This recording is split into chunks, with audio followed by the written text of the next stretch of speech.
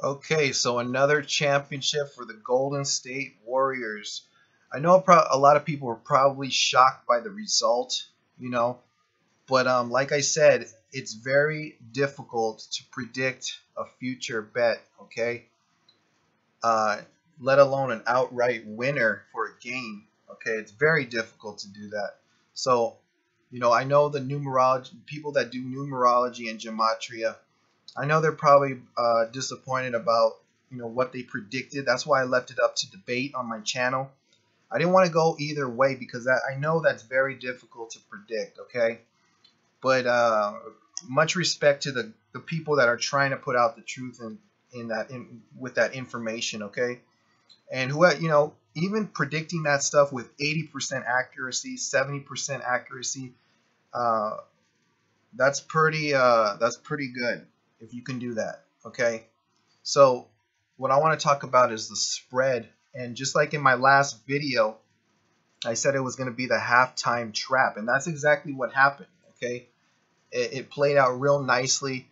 And if you look at the game, okay, Cleveland came out strong.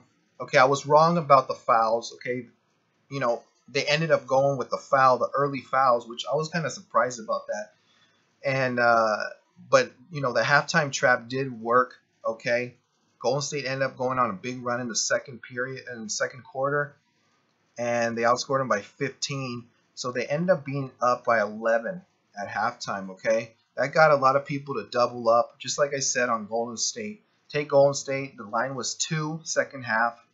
Okay, and what happened was Cleveland ended up coming back. J.R. Smith, I believe, hit a three to cover the game line. But the second half line was easy. Okay, they were going to cover that no matter what. Okay, they ended up covering the second half line, but they did cover the game line as well. And the people that doubled up on this game lost twice. Okay, just like I said, they were going to sacrifice the first half. Vegas took a hit on the first half, but then they came back and won double. Okay, so that's what happened in this game. And the halftime trap, that's what they do that a lot. Okay, so just keep an eye on that for future games that you see. That's just a little tip if you want to follow those games. Sometimes what I do is I don't even bet the game. When I'm looking at them, I just wait. Because sometimes the best value is just to wait and look for opportunities. Okay, if you're a betting person, I know a lot of people are doing this to predict outcomes and stuff like that, like numerology and gematria. They're doing it for other reasons. But if you're a betting person, um, I would look for opportunities in the second half because that's where you can really get some good value. But the second half, they ended up covering, and Cleveland won the third quarter as well. Okay, and I'm not too sure about the fourth quarter, but I'm assuming they either pushed or let me check to see what the fourth quarter was. I'm not even sure if they covered. Yeah, see, they lost the fourth quarter. Cleveland. Yeah, Cleveland lost the fourth quarter, but it didn't matter because they won two quarters and lost two quarters. Okay, but they ended up winning both halves. They won the second half and the game, and the money line in the third quarter as well. So all in all, the books did make money. Vegas did make money, and I'm going to show you the percentages on this game.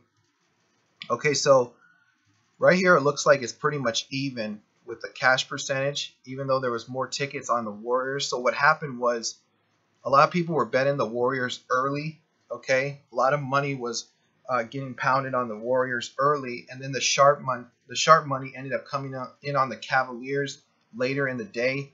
The people that were in the know, okay, they took the Cavaliers, and that's what balanced out all the action. So you know, don't forget about the in-game wagering as well. I'm assuming that there was tons of more money that's not shown here that was on the Golden State Warriors just because of in-game wagering. If you don't know what in-game wagering is, I think I have a video about that. If not, I'll make a video about that. But for the people that don't know what in-game wagering is, it's bets that you can place online during the game. As the game is going, you can place bets on teams depending on what the line is and how much they're up. Okay, and I'm assuming that a lot of people were betting on Golden State just when they were going on those big runs. People were probably taking Golden State when they were up by 13, you know, just to blow out the Cavs even more, and they lost there. So I could just imagine how much the books made off of in-game wagering as well. So, you know, another championship for Golden State.